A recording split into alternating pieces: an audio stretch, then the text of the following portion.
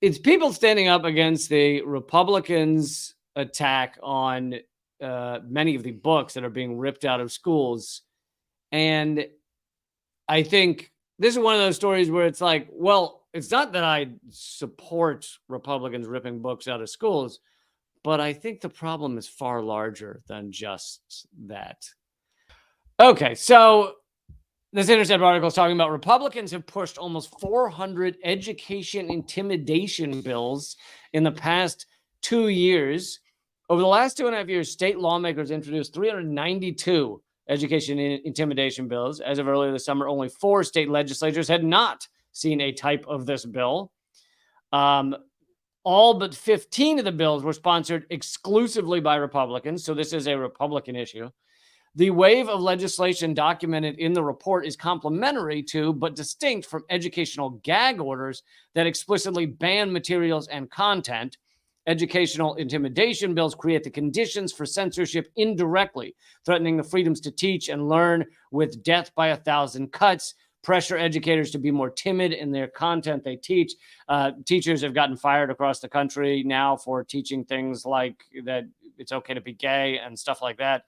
Well, if you look at a lot of the banned books, particularly for younger kids, like in the 7 years old range, where they start learning about, oh, this person identifies as a he, or this person identifies as a she, or this person has 2 moms, or whatever the fuck, like those books are being banned. Right. So that a kid who is getting to that age where they start like, thinking about what feels safe, what feels normal, are not allowed to learn anything except the heteronormative perspective, which is awful and disgusting.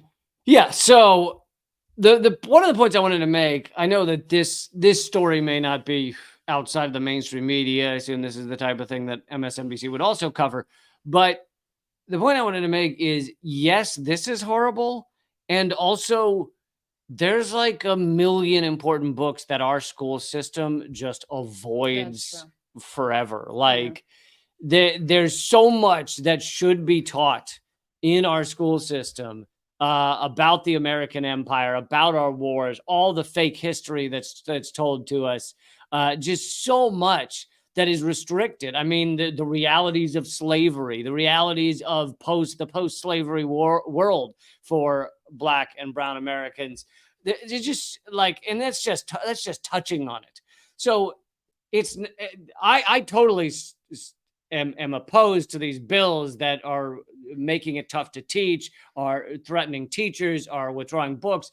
But I also want to have a larger discussion about what American education is. I mean, it is probably 70% of it is about teaching kids to become good drones, not in the flying sense, and sitting in a wooden chair for 7 hours straight and listening to the authority figure. And if they're not one of the, talented and gifted students, which is a tiny number of them, then they're put on the track to be made into like the workers of the society. Well, and also talented and gifted in a way that is useful. So like not people who are talented in music or art or cooking or woodwork or whatever the fuck. If you're talented at numbers and you're talented at the shit that can be used to make billionaires more billions, then you're gifted. If you're not, then fuck you. You're going to end up at the bottom of the heap. And I just wanted to share this one tweet that I saw the other day after the shooting in Jacksonville.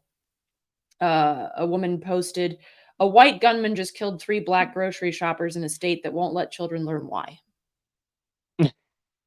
Yeah. Thought that was pretty succinct. Yep. Yeah.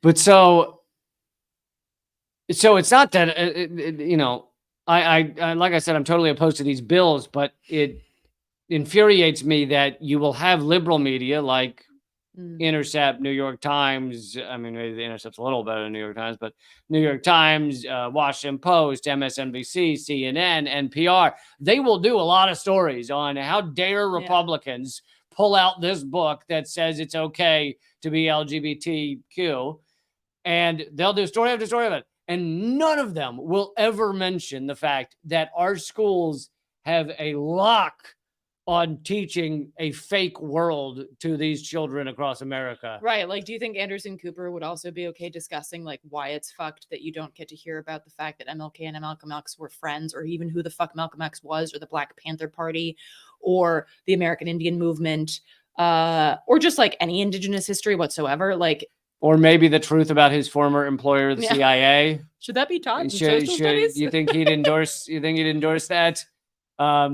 Or just like just how terrible our intelligence security state apparatus is. Like, yeah. So there's so much, and a lot of it relates to racism and discrimination.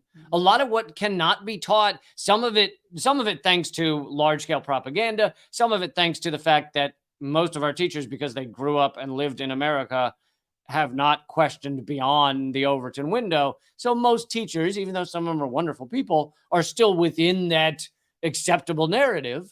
That's a large reason for it as well. But a lot of it has to do with racism and discrimination.